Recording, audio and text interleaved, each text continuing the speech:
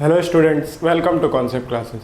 Today we are going to discuss class 9th algebra first chapter sets. तो आज का हमारा टॉपिक है वेन डायग्राम। तो वेन डायग्राम सेट्स का एक ग्राफिकल रिप्रेजेंटेशन है। जिस तरह से हम लोग ग्राफ्स में जब देखते हैं कि ग्राफ्स हमारा बना होता है तो उसमें जो सबसे ऊंची बिल्डिंग होती है देख के हमें तुरंत पता चल जाता है इसका डेटा सबसे ज़्यादा हाई है। उसी तरह से वेन डायग्राम है। वेन डायग्राम में भी जब हम लोग उसे इस तरह से रिप्रेजेंट करते हैं कि हमारी नज़र पड़ते ही तुरंत पता चल जाता है कौन सा सेट किसका सबसेट है और कौन सा सेट यूनिवर्सल सेट है, कौन सा सेट किस सेट का सबसेट है। ये सब हमें कैसे पता चल जाता है, हम लोग जब वेन डायग्राम को देखते हैं। तो अभी धीरे धीरे हम समझेंगे वेन डायग्राम होता क्या है, उसको रिप्रेजेंट किस तरह से किया जाता है, उसमें यूनिवर्सल सेट क्या होता है, उसमें सबसेट क्या होता है, कॉम्प्लीमेंट ऑफ यूनिवर्सल सेट क्या होता है, कॉम्प्लीमेंट ऑफ सेट्स क्या होता है। तो ये सब इसके टॉपिक्स है, वो सब हम लोग क्या करेंगे धीरे धीरे देखेंगे। लेकिन सबसे पहले हम ये जान लेते हैं कि यूनिवर्सल सेट जो वेन डायग्राम है उसे दिया किसने था। तो ब्रिटिश के एक लॉजिशियन थे जिनका नाम था जॉन वेन। उन्होंने ही इस थियरी को दिया था वेन डायग्राम को कि किस तरह से वेन डायग्राम को रिप्रेजेंट किया जाता है, किस तरह से सेट्स को वेन डायग्राम में रिप्रेजेंट किया जाता है। तो देखिए, जैसे मैं सेट ले लेता हूं, एक मेरा सेट है ए जिसमें एलिमेंट्स है 1 2 3 4 5 और एक मेरा सेट है बी जिसमें एलिमेंट है 4 5। अब हम इसे वेन डायग्राम में कैसे रिप्रेजेंट करेंगे, तो समझिए ये है मेरा सेट ए, ठीक है। अब इसमें मैं क्या लिख देता हूं 1 2 3। अब 4 5 को कैसे रिप्रेजेंट करूंगा, ऐसे 4 5। ये मेरा सेट बी है, इसे बाहर लिखिए, ये मेरा सेट बी है। तो अब हमें ये पता चल रहा है कि ये जो 4 और 5 है वो क्या है, ए में भी है और बी में भी है। तो इसी तरह से हम रिप्रेजेंट करते हैं वेन डायग्राम को। हम ये भी बोल सकते हैं कि जो बी है वो सबसेट है ए का। अब उसे हम मैथ्स की लैंग्वेज में किस तरह से रिप्रेजेंट करेंगे, जैसे मुझे बोलना है कि बी जो है वो सबसेट है ए का, मतलब बी के जब सारे एलिमेंट ए में होंगे तो हम उसे बोलेंगे कि बी जो है वो सबसेट है ए का। तो कैसे बोलेंगे, इस तरह से, B is a subset of A, इस तरह से।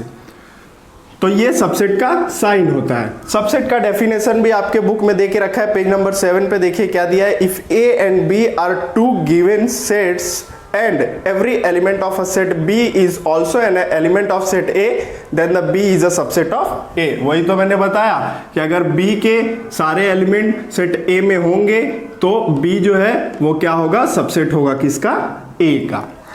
अब जैसे मैं बोलता हूँ नेचुरल नंबर, तो नेचुरल नंबर क्या होते हैं 1 2 3 4 5 डैश डैश डैश, इस तरह से ये क्या रहते हैं, चलते रहते हैं नेचुरल नंबर।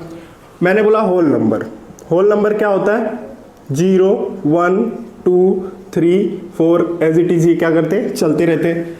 मैंने बोला इंटीजर्स, तो इंटीजर्स क्या होता है -3 -2 -1 0 1 2 3 एज इट इज, ये क्या होते हैं, चलते रहते हैं। उसके बाद रियल नंबर क्या होता है, रियल नंबर 0 1 2 3 ये सब जितने नंबर होते हैं सब क्या होते हैं, पॉजिटिव निगेटिव सब क्या होते हैं, रियल नंबर होते हैं। तो देखिए, अब जैसे मैं बोलूं कि नेचुरल नंबर जो है वो सबसेट है होल नंबर का, तो ये मैं गलत तो नहीं बोल रहा हूं, क्योंकि 1 2 3 4 5 ये सारे एलिमेंट किस में है, होल नंबर में है। तो मैं इसको लिख सकता हूं कि नेचुरल नंबर जो है वो सबसेट है किसका, होल नंबर का। उसी तरह से होल नंबर के सारे एलिमेंट इंटीजर्स में है, तो हम बोल सकते हैं कि होल नंबर जो है वो क्या है, इंटीजर्स का सबसेट है। तो होल नंबर सबसेट है किसका, इंटीजर्स का। उसी तरह से हम बोल सकते हैं नेचुरल नंबर रियल नंबर का इंटीजर्स सबसेट है, लिख सकते हैं नेचुरल नंबर जो है वो सबसेट है किसका, रियल नंबर का। होल नंबर भी सबसेट होगा रियल नंबर का, इंटीजर्स भी सबसेट होगा रियल नंबर का। तो ये हो गया सबसेट वाला टॉपिक, ये हमारा पहला टॉपिक था सबसेट। इसका डेफिनेशन आपको डिस्प्ले हो रहा होगा, अगर आप इसे लिखना चाहते हैं तो आप इसका स्क्रीनशॉट ले लीजिए। फिर हम लोग नेक्स्ट टॉपिक देखते हैं हमारा। तो अब देखिए आपके पेज नंबर 8 पर रिमेंबर दिस करके दिया हुआ है। चलिए देखते हैं क्या दिया है रिमेंबर दिस में। तो रिमेंबर दिस में सबसे पहला क्या दिया हुआ है, every set is a subset of itself. क्या दिया है, every set is a subset of it self. क्या बोल रहा है कि हर एक सबसेट खुद का सबसेट, हर एक सेट खुद का सबसेट होता है। तो जैसे मैंने बोला ए, तो अगर ए में मैंने 1 2 3 ले लिया एलिमेंट, तो अब ए का सबसेट ए होगा ही ना, क्योंकि ए के सारे एलिमेंट ए में हैं। तो वही वो कहना चाहता है कि A is a subset of A. Second देखिए क्या दिया हुआ है, empty set is a subset of every set. बता रहा है empty set is a subset of every set. देखिए empty set is a subset of every set. अब एम्प्टी सेट की बात कर रहा है तो इसमें कहीं ना कहीं एक जगह तो खाली होगी ही, तो जाहिर सी बात है एम्प्टी सेट भी क्या होगा, सबसेट होगा ही। Empty set is a subset of every set, हर एक सेट का सबसेट होगा। मैंने यहाँ पे सिर्फ ए लिखा है। उसके बाद थर्ड देखिए क्या दे रहा, बोल रहा है if A and B is equal then A is a subset of B and B is a subset of A. बोल रहा है if A is equal to b then a is a subset of b and b is a subset of a। ठीक है, कैसे होगा देखिए, अगर मैंने बोला a के एलिमेंट है 1 2 3 4 और b के एलिमेंट है 1 2 4 3, तो देखिए अब A में 1 2 3 4 है, B में भी 1 2 3 4 है, तो मतलब A B के इक्वल है। यहाँ पे A B के इक्वल हो गया और A के सारे एलिमेंट B में प्रेजेंट है, इसलिए एक सबसेट होगा किसका, B का, और B के सारे एलिमेंट A में प्रेजेंट है, इसलिए B सबसेट होगा A का। तो यही ये कहना चाहता था। उसके बाद फोर्थ देखिए, फोर्थ क्या बोल रहा है, if A subset of B and B subset of A then A is equal to B। इसी का अपोजिट बोल रहा है कि अगर A सबसेट है B का और B सबसेट है A का, तो A जो है इक्वल होगा B के। ठीक है, तो यहाँ पर हमारा रिमेंबर दिस खत्म हो गया। और सेट्स के और कुछ एग्जांपल्स देख लेते हैं हम लोग। जैसे अगर मैंने बोला कि Pune is a set of Maharashtra, subset of Maharashtra बोल सकते हैं, उसी तरह से बोल सकते हैं Maharashtra is a subset of India.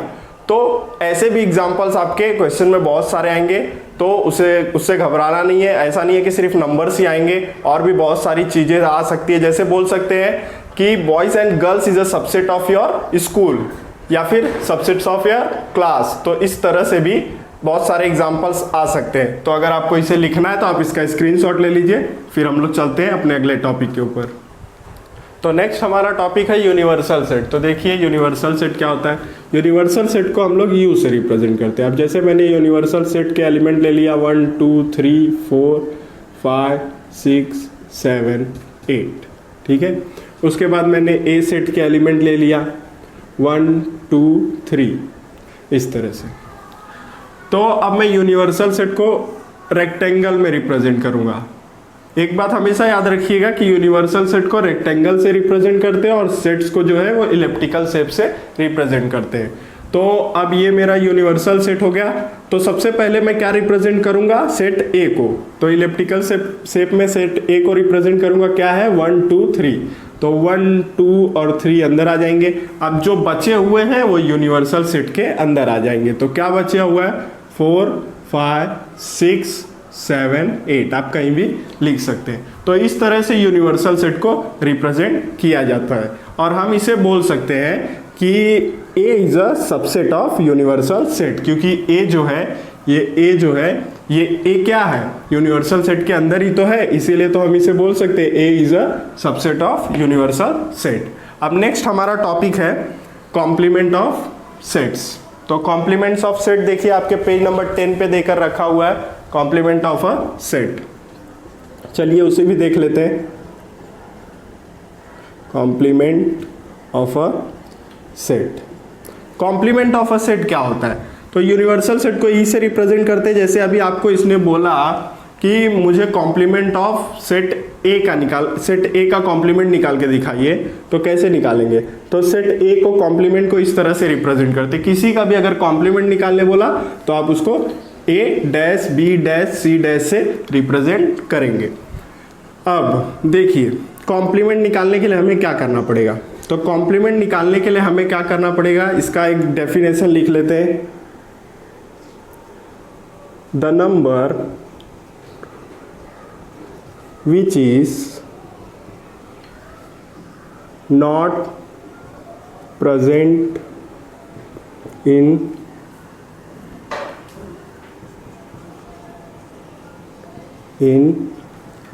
set A but present in universal set, it's called complement of set A। मतलब कि ऐसे नंबर्स जो ए में नहीं प्रेजेंट है बट यूनिवर्सल सेट में प्रेजेंट है वही होगा कॉम्प्लीमेंट ए। तो जैसे देखिए अगर मुझे कॉम्प्लीमेंट ए लिखना है तो क्या लिखूंगा, यहाँ पर 1 2 3 जो है वो क्या है, ए सेट में प्रेजेंट है, लेकिन जो ए सेट में नहीं प्रेजेंट है वो हम लिखेंगे कॉम्प्लीमेंट ए में। तो क्या नहीं प्रेजेंट है, 4 5 6 7 8, 4 5 6 7 8, ये हो गया आपका कॉम्प्लीमेंट ऑफ सेट ए। तो इस तरह से आपको कॉम्प्लीमेंट ऑफ सेट ए निकालना था और ये आपका यूनिवर्सल सेट हो गया। अगर आपको इसे लिखना है तो आप इसका स्क्रीनशॉट ले लीजिए, फिर पेज नंबर 10 पर एक रिमेंबर दिस करके दिया हुआ है, उसे हम लोग देखते हैं। तो आपके पेज नंबर 10 पे देखिए क्या देकर रखा हुआ है रिमेंबर दिस में, no element are common in A and A dash. तो बोल रहा है कि ए और ए डैश में कोई भी एलिमेंट जो है वो कॉमन नहीं होगा। तो जाहिर सी बात है, हमने क्या बोला, देखिए ए में क्या है 1 2 3 और ए डैश में क्या है 4 5 6 7 8, कॉमन नहीं है ना। तो पहला रिमेंबर दिस हमें याद रखना है। उसके बाद दूसरा देखिए क्या दिया हुआ है, दूसरा दिया हुआ है A is a subset of U. A तो यू का सबसेट है, यू के अंदर है, तो ये भी A is a subset of U. दूसरा क्या बोल रहा है कि A dash means complement of A is a subset of U. तो कॉम्प्लीमेंट क्या है ए के, 4 5 6 7 8, ये भी यू के अंदर है, तो ये भी क्या होगा, A complement of A is a subset of U. उसके बाद थर्ड देखिए, थर्ड क्या दिया हुआ है, complement of set U is empty set. देखिए complement of set U is empty set. जाहिर सी बात है यू के अंदर जितने एलिमेंट हैं उनको छोड़ के कोई एलिमेंट बचता ही नहीं है, तो वो क्या होगा, एम्प्टी सेट होगा। उसके बाद फोर्थ देखिए, फोर्थ क्या बोल रहा है, complement of empty set is U, और empty complement of empty set is U. तो बता क्या रहा है कि complement of empty set equal होगा किसके, यू के। तो कॉम्प्लीमेंट ऑफ एम्प्टी सेट जो है, कॉम्प्लीमेंट ऑफ एम्प्टी सेट जो है वो इक्वल होगा यू के। तो वो इक्वल होगा यू के कि कॉम्प्लीमेंट एम्प्टी सेट का उल्टा भी क्या होगा, एम्प्टी सेट यही है, देखिए यहाँ पर भी यही है। तो ये दोनों एक दूसरे से रिलेटेड है और ये दोनों आपको समझ गया किस तरह से है। और यहाँ पर देखिए ये सेंटेंस को एक बार पढ़ लीजिएगा, यहाँ पे क्या लिखा है, द नंबर विच, यहाँ पे आर आएगा, the number which are not present in set A but present in universal set, it's complement of set A. ठीक है, तो यहाँ पे आपका बेसिक्स खत्म हो गया। तो चलिए अब हम लोग स्टार्ट करते हैं अपना practice set 1.3।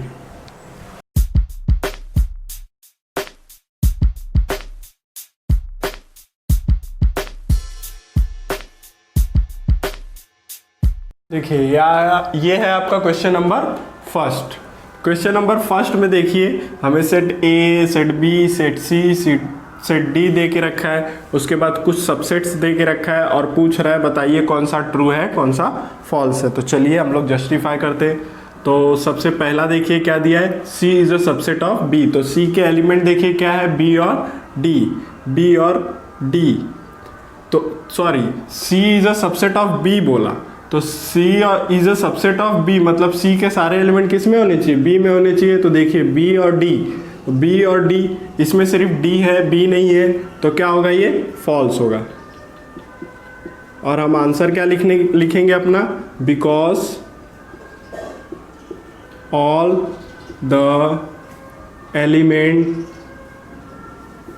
of set C are not present in set B। इस तरह से।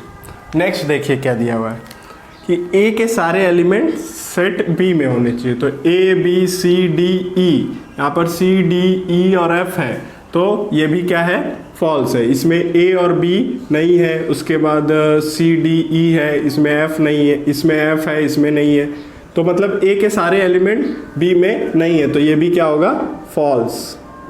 इसमें भी लिखिए same, because all the element of set A are not present in set B। A के सारे एलिमेंट B में प्रेजेंट नहीं है। उसके बाद नेक्स्ट देखिए, नेक्स्ट क्या दिया हुआ है, D के सारे एलिमेंट B में प्रेजेंट होने चाहिए। तो D के क्या है, A E, यहाँ पर E है, A नहीं है, तो ये भी क्या होगा, फॉल्स। तो लिखिए because same all the element of set D are not present in set B। देखिए बहुत ही इजी है, कुछ करना नहीं है, बस एक ही सेंटेंस को बार बार लिखना है। जो ट्रू है उसमें ट्रू, जो फॉल्स है उसमें फॉल्स। देखिए अब D is a subset of A, D के सारे एलिमेंट A में है क्या, तो देखिए A और E, A और E, तो मतलब D के सारे एलिमेंट A में है, तो ये क्या होगा, ट्रू होगा। तो लिखिए ट्रू, यहाँ पर लिखिए बिकॉज ऑल द element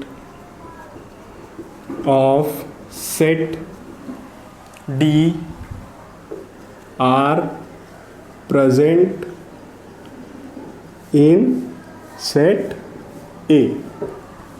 बस इस तरह से लिखना है। उसके बाद नेक्स्ट देखिए क्या दिया है, B is a subset of A।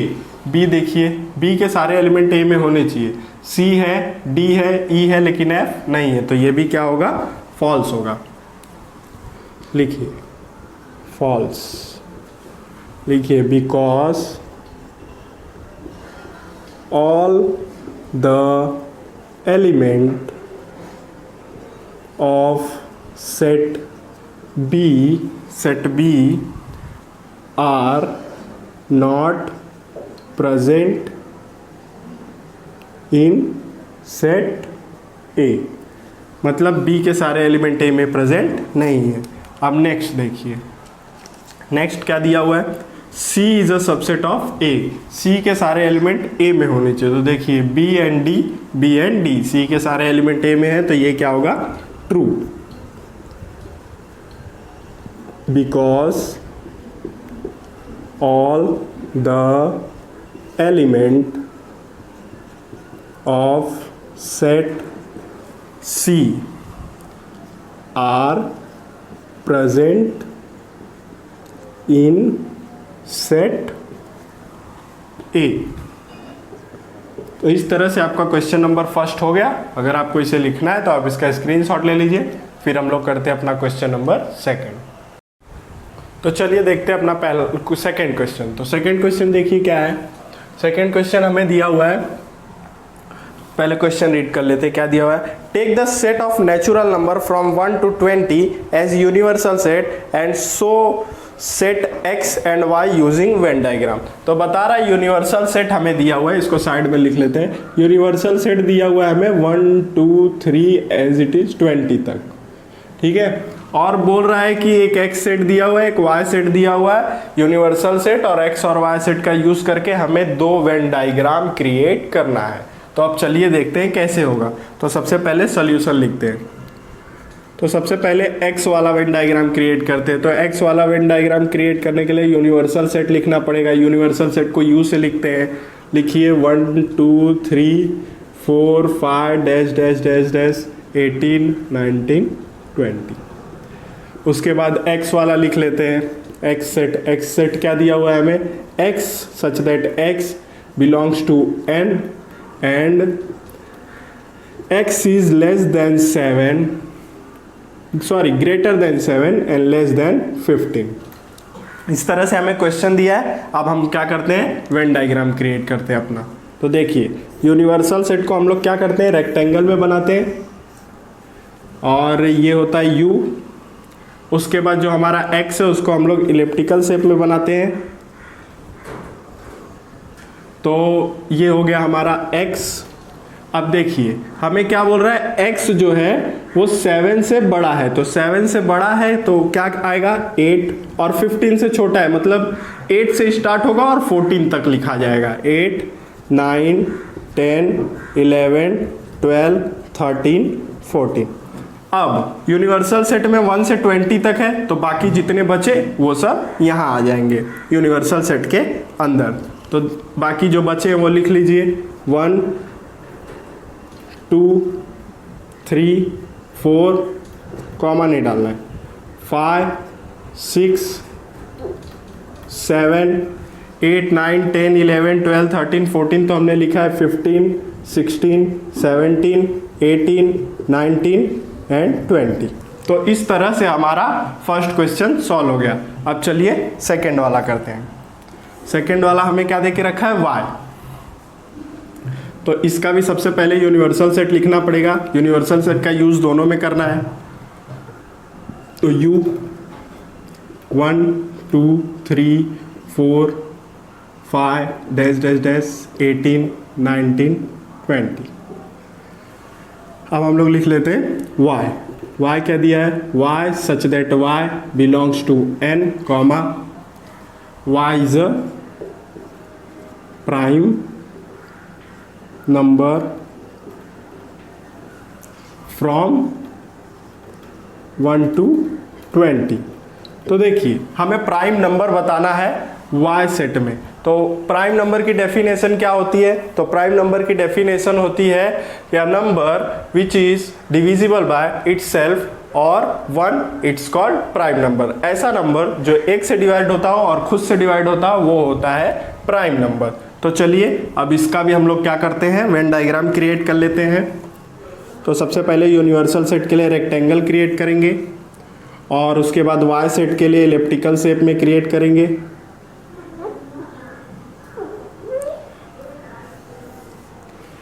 चलिए तो अब सबसे पहले हम लोग वाई सेट के एलिमेंट्स को लिखेंगे, क्योंकि प्राइम नंबर लिखना है। तो प्राइम नंबर स्टार्ट होता है 2 से, 3, उसके बाद 5, 7, 9 नहीं आएगा, 9 3 से डिवाइड होता है, 11, 13, 17 एंड 19।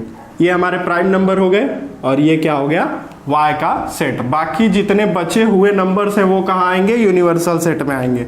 ध्यान से करना है हमें।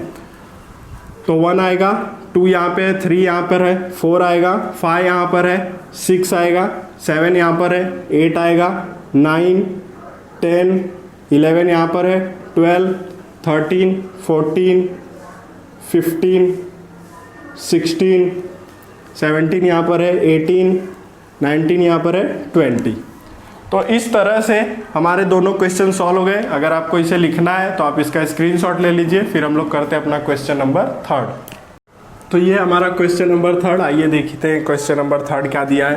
क्वेश्चन नंबर 3 में दिया है यूनिवर्सल सेट दिया है हमें और पी सेट दिया है। हमें फर्स्ट क्वेश्चन क्या बोला है, so the set you P and P dash by Venn diagram. हमें ये तीनों को शो करना है, कैसे, वेन डायग्राम का यूज़ करके। तो सबसे पहले यहाँ पे सॉल्यूशन लिख लीजिए। अब हम लोग यूनिवर्सल सेट लिख लेते हैं। यूनिवर्सल सेट क्या दिया है, 1 2 3 7 8 9 10 11 एंड 12। उसके बाद P सेट क्या दिया हुआ है, P सेट हमें क्या दिया है, 1 3 7 10। अब P डैश भी हमें निकालना है, तो निकाल लेते हैं। P डैश क्या होगा, जाने दीजिए। P डैश यहाँ पे निकालना है तो हम यहाँ पे निकालेंगे। हमें P डैश को रिप्रेजेंट करना है वेन डायग्राम पे, तो डायरेक्टली हम क्या करते हैं, रिप्रेजेंट कर लेते हैं। नहीं तो ये पी डैश जो है वो सेकेंड क्वेश्चन में निकालेंगे। तो चलिए अभी हम लोग यूनिवर्सल सेट पहले बनाएंगे। तो यूनिवर्सल सेट को रेक्टेंगल में बनाते हैं, यहाँ पर लिखिए यू।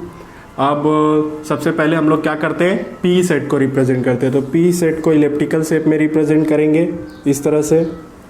तो पी सेट में कौन कौन से एलिमेंट दिए हुए हैं, 1 3 7 10, 1 3 7 10। अब जो बचे हुए एलिमेंट हैं उनको क्या कीजिए, यूनिवर्सल सेट में लिख लीजिए। तो क्या बचा हुआ है, 2 7 इसमें है, 8 9 10 इसमें है, 11 12। काउंट कर लीजिए एक बार, 1 2 3 4 5 6 7 8 9, 1 2 3 4 5 6 7 8 9, राइट है। अब देखिए ये यूनिवर्सल सेट है, ये पी सेट है, हमें पी डैश भी रिप्रेजेंट करना है। तो मैंने आपको बताया था कि पी डैश को हम क्या बोलते हैं, कॉम्प्लीमेंट ऑफ पी।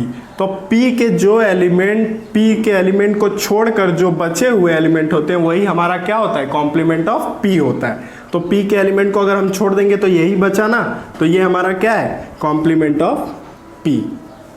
ठीक है, तो इस तरह से हमारा क्वेश्चन फर्स्ट जो है वो सॉल्व हो गया। अब चलिए सेकेंड क्वेश्चन सॉल्व कर लेते हैं। सेकेंड क्वेश्चन देखिए क्या दिया है। सबसे पहले हमें क्या निकालना है, पी डैश। उसके पहले यूनिवर्सल सेट लिख लेते हैं। यू क्या दिया है, 1 2 3 7 8 9 10 11 एंड 12। चलिए अब P भी लिख लेते हैं। P क्या दिया हुआ है, 1 3 7 एंड 10। तो अब हमें क्या फाइंड करना है, P डैश।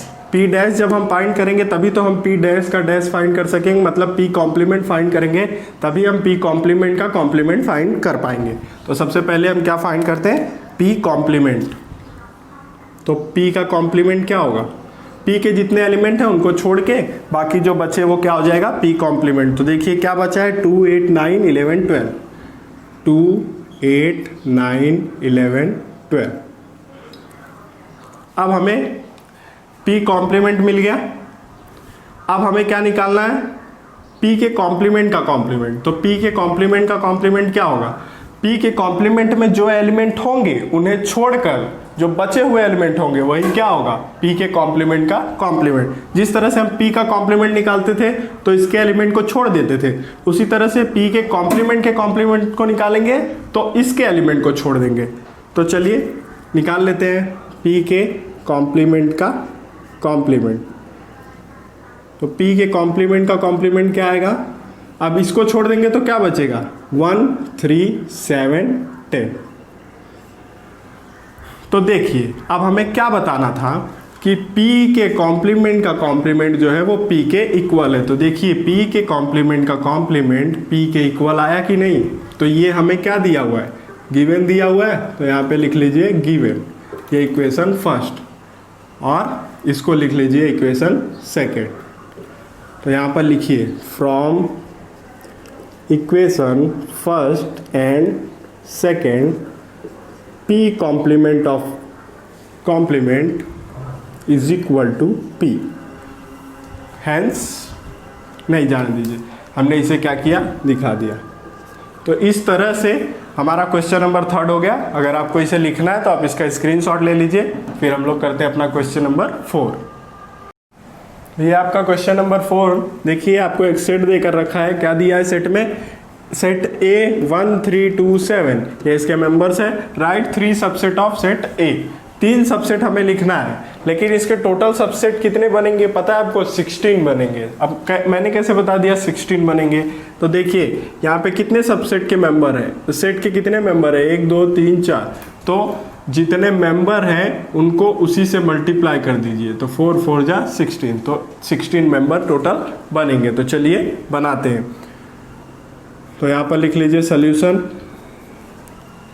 तो सबसे पहला सेट जो होगा, पहले हम लोग एक एक लिख लेते हैं। पहला होगा 1, एक होगा एम्प्टी सेट, सबसे पहले एम्प्टी सेट, उसके बाद पहला होगा 1,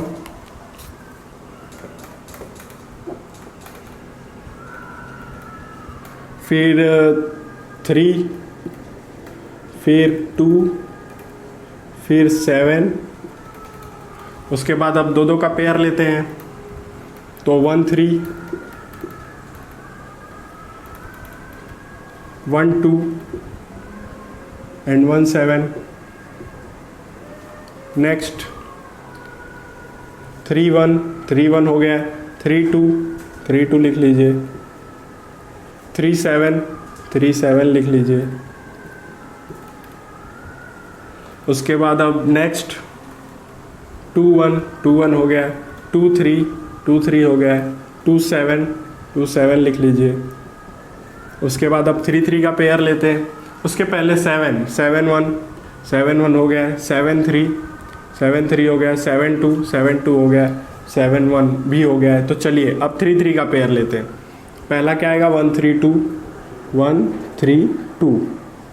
नेक्स्ट क्या आएगा 1 2 7 1 2 7। नेक्स्ट क्या आएगा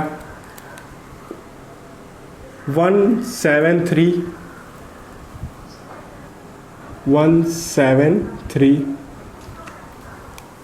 उसके बाद नेक्स्ट ले लेते हैं 3 2 7 3 2 7। नेक्स्ट ले लेते हैं 2 7 1 2 7 1 हो गया, 7 1 3 7 1 3 भी हो गया है। नाउ लास्ट हम लोग ले लेते हैं 1 3 2 7 1 3 2 7। अब जरा इसे काउंट कर लीजिए, ये 16 हुआ क्या, 1 2 3 4 5 6 7 8 9 10 11 12 13 14 15 16। तो ये 16 हो गया। तो ये सारे जो हैं सबसेट हैं किसके, सेट ए के। तो इसमें से आपको क्वेश्चन में बोला है किसी 3 को ही लिखना है, तो आप इसमें से कोई 3 लिख सकते हैं। तो इस तरह से आपका क्वेश्चन नंबर 4 सॉल्व हो गया। चलिए अब हम लोग स्टार्ट करते हैं अपना क्वेश्चन नंबर 5। तो चलिए देखते हैं अपना क्वेश्चन नंबर 5। तो क्वेश्चन नंबर 5 का फर्स्ट क्वेश्चन क्या दिया है, P is the set of residence of Pune. मतलब P का कोड दिया है, पुणे का कोड दिया है P, MP का कोड दिया है M, इंदौर का कोड दिया है I, इंडिया का कोड दिया है B एंड महाराष्ट्र का कोड दिया है H। मीन्स ये सब क्या है, इन सब के सेट्स के नाम है। हमें क्या लिखना है, right the subset relation between the sets. तो इन सब के रिलेशन एक दूसरे में क्या है वो हमें लिखना है। तो सबसे पहले हम साइड में लिख लेते हैं, जैसे इंडिया, इंडिया के बाद महाराष्ट्र, महाराष्ट्र के बाद पुणे। तो लाइन से लिख लेते हैं तो हमें लिखने में आसानी रहेगी। तो सबसे पहले इंडिया का सेट लिख लेते हैं। इंडिया का सेट क्या है, B है। उसके बाद अब इंडिया में महाराष्ट्र का सेट क्या है, महाराष्ट्र का सेट क्या दिया है, H। अब महाराष्ट्र के अंदर क्या आता है, पुणे, तो पुणे का सेट क्या दिया हुआ है, P। उसी तरह से मध्य प्रदेश का सेट क्या दिया हुआ है, M। और इंदौर कहाँ पर आता है मध्य प्रदेश के अंदर, तो इंदौर I। इस तरह से हमने लिख लिया। अब हमें सेट्स लिखने में इसके आसानी रहेगी। तो जैसे पुणे किसका सेट होगा, महाराष्ट्र का, क्योंकि पुणे महाराष्ट्र में आता है, तो इसलिए पुणे जो है वो सबसेट होगा किसका, H का। उसी तरह से ये पहला हो गया। दूसरा, अब महाराष्ट्र जो है वो सबसेट होगा किसका, इंडिया का। तो महाराष्ट्र मीन्स H सबसेट होगा किसका, B का। उसके बाद थर्ड, अब पुणे भी तो इंडिया में है, तो P जो है वो सबसेट होगा किसका, B का। तो इस तरह से 3 हो गए। अब चौथा लिखते हैं। चौथा देखिए क्या होगा, इंदौर सबसेट होगा किसका, मध्य प्रदेश का, तो I is a subset of M। उसी तरह से फिफ्थ, अब मध्य प्रदेश सबसेट होगा किसका, B का, इंडिया का, तो M is a subset of B। उसी तरह से इंदौर भी तो इंडिया में ही है, तो I क्या होगा, सबसेट किसका, B का। तो इस तरह से इस क्वेश्चन, फर्स्ट क्वेश्चन का सॉल्यूशन आएगा। ये 6 सबसेट होंगे इसके। अब नेक्स्ट क्वेश्चन देखिए क्या दिया हुआ है। नेक्स्ट क्वेश्चन दिया है, which set can be the universal set for the above set. तो अब ये अबव सेट जितने हैं उसमें यूनिवर्सल सेट कौन सा है, तो यूनिवर्सल सेट तो इंडिया ही होगा ना। इसमें महाराष्ट्र आ रहा है, पुणे आ रहा है, मध्य प्रदेश आ रहा है, इंदौर आ रहा है। तो लिखिए, set B is a universal is an universal set from the for the above sets. Set B is an universal set from the above sets. तो ये क्या हो जाएगा इसका आंसर। तो इस तरह से आपका क्वेश्चन नंबर 5 हो गया। अगर आपको लिखना है तो आप इसका स्क्रीनशॉट ले लीजिए। फिर हम लोग करते हैं अपना क्वेश्चन नंबर 6। चलिए तो अब हम लोग अपना स्टार्ट करते हैं क्वेश्चन नंबर 6। तो देखिए क्वेश्चन नंबर 6 में क्वेश्चन क्या दिया है, which set of numbers could be the universal set from the sets given below. तो पूछ रहा है कि कौन सा सेट इस मल्टीपल्स का, मतलब ये जो भी सेट्स दिया हुआ है उसका यूनिवर्सल सेट होगा। कौन कौन से नंबर्स ऐसे हैं जो set A, set B, set C के यूनिवर्सल सेट होंगे, हमें वो बताना है। तो चलिए सॉल्यूशन करते हैं। सबसे पहले हम लोग सेट ए को लिख लेते हैं। सेट ए क्या होगा, सेट ऑफ मल्टीपल ऑफ 5। तो 5 के मल्टीपल्स क्या होंगे, 5, 10, 15, 20, 25 एज इट इज़, ये चलता रहेगा। उसके बाद बी सेट लिख लीजिए। बी सेट क्या दिया हुआ है, सेट ऑफ मल्टीपल ऑफ 7। तो 7, 14, 21, 28, 35, इस तरह से। उसके बाद सी के मल्टीपल लिख लीजिए। तो सी का मल्टीपल क्या बोला है, 12 का मल्टीपल। तो 12 का मल्टीपल लिख लीजिए इस तरह से। ये लिख लिया हमने। अब देखिए ये नेचुरल नंबर भी है, ये भी नेचुरल नंबर है, ये भी नेचुरल नंबर है। तो ये तीनों सेट जो होंगे वो नेचुरल नंबर होंगे। ये होल नंबर भी है, ये इंटीजर भी है। तो ये तीनों सेट नेचुरल नंबर के भी सबसेट होंगे, होल नंबर के भी सबसेट होंगे और इंटीजर के भी सबसेट होंगे। तो देखिए कैसे लिखेंगे, A is a subset of natural number, B is a subset of natural number, C is a subset of natural number। फिर next, A is a subset of whole number, B is a subset of whole number, C is a subset of whole number। उसके बाद next, integers भी होंगे। तो A is a subset of integers, B is a subset of integer, C is a subset of integer। तो अब ये तीनों के इंटीजर हुए। तो मतलब क्या हुआ कि नेचुरल नंबर, होल नंबर और इंटीजर क्या हुआ, यूनिवर्सल सेट हुआ। किसके लिए, ए के लिए, बी के लिए और सी के लिए। वही तो पूछा था कि कौन से सेट यूनिवर्सल सेट होंगे ए, बी और सी के लिए। तो चलिए अब हम लोग यहाँ पे स्टेटमेंट लिख देते हैं। Here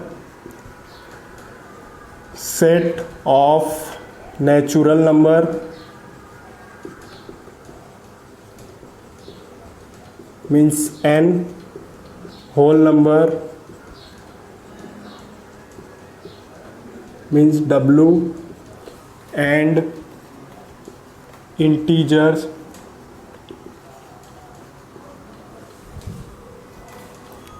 means I is the universal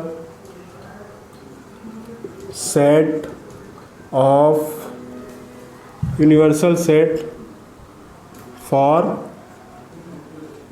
set A, set B and set C। इस तरह से स्टेटमेंट लिखना है आपको। तो ये हो गया हमारा क्वेश्चन नंबर 1, क्वेश्चन 6 का। चलिए अब हम लोग करते हैं अपना क्वेश्चन नंबर 2। तो देखिए क्वेश्चन नंबर 2 क्या दिया है, सेम इसी की तरह करना है। सबसे पहले सॉल्यूशन लिख लीजिए। तो P सेट में क्या दिया है, set of integers which are multiple of 4। तो 4 के मल्टीपल लिखना है। तो 4 के मल्टीपल क्या होते हैं, 4, 8, 12, 16 ऐसे चलते रहेंगे। उसके बाद हम लोग को सेकंड क्या दिया है, टी सेट में। टी सेट में क्या बोला है, set of all even square number, जितने भी इवन नंबर है उनका स्क्वायर। तो 2 का क्या होगा, 4। उसके बाद शायद मार्कर आपको दिख नहीं रहा होगा, 2 का क्या होगा 4। उसके बाद 3 इवन नंबर नहीं है, 4 का 16, 5 नहीं है, 6 का 36, 7 नहीं है, 8 का 64, 9 नहीं है, 10 का 100, इस तरह से ये क्या होता रहेगा, चलता रहेगा। अब देखिए इसमें भी ये नेचुरल नंबर का सबसेट है, होल नंबर का सबसेट है, इंटीजर का, ये भी नेचुरल नंबर का सबसेट है, होल नंबर का सबसेट है और इंटीजर का सबसेट है। तो इसमें भी सेम इसी तरह से सोल्यूशन आएगा। सबसे पहले हम लोग क्या लिखेंगे, P is a subset of natural number, P is a subset of whole number, P is a subset of integers.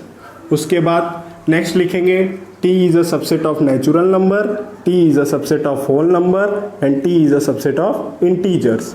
ठीक है, अब ये सेम जो स्टेटमेंट है वो यहाँ पर आपको लिखना है यहाँ। तो ये हो गया आपका क्वेश्चन नंबर 6। अगर बस यहाँ पे आप एक चीज़ ध्यान रखना, जहाँ पे सेट ए, सेट बी और सेट सी लिखा है वहाँ पे आप set P and set T लिखेंगे।